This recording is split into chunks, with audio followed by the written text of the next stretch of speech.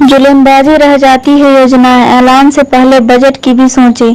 Supreme court ने दिखाया सरकारों को आईना, एससी ने कराई योजनाओं के ऐलान और उनके प्रभावी अमल में बड़ा अंतर होने को लेकर सरकार को आईना दिखाया है। अदालत ने कहा कि योजना का ऐलान करने से पहले उनके वितरित प्रभावों के बारे में सोचना चाहिए।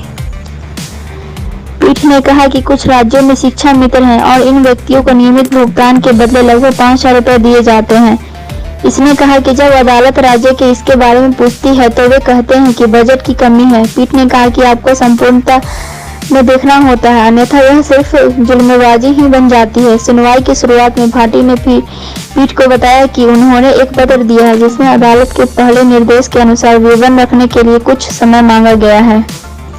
शीर्षक न्यायालय ने कहा, हम आपको सलाह देंगे कि जब भी आप इस प्रकार की योजनाओं या विचारों के साथ आते हैं तो हमें वित्तीय प्रभाव को ध्यान में रखें। पीठ में न्यायमूर्ति एस.आर. भट्ट और न्यायमूर्ति पी.एस. नरसिम्हा की शामिल हैं। पीठ ने केंद्र तरफ से पेश हुई अतिरिक्त सॉलिसिटर जनरल एस.एस.टी.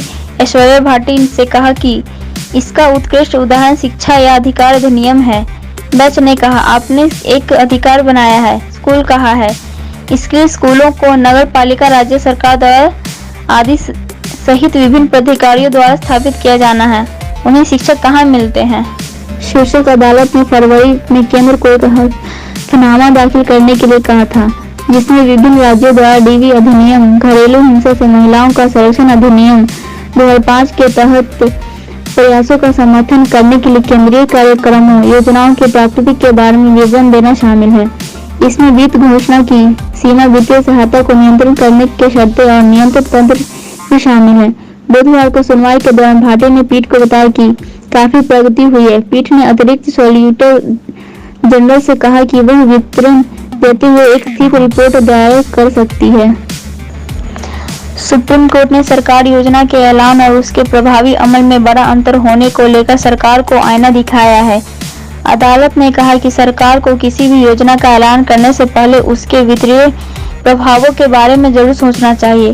कोर्ट ने शिक्षा का अधिकार अधिनियम का हवाला देते हुए कहा कि यह एक उत्कृष्ट उदाहरण है जहां एक अधिकार बना दिया गया है, लेकिन स्कूल कहां है। जस्टिस यूयू ललित की अगुवाई वाली बेंच में प्रताड़ित महिलाओं के कानूनी सहायता प्रदान करने के लिए बुनियादी ढांचा विकसित करने की मांग वाली याचिका पर सुनवाई करते हुए यह बात कही।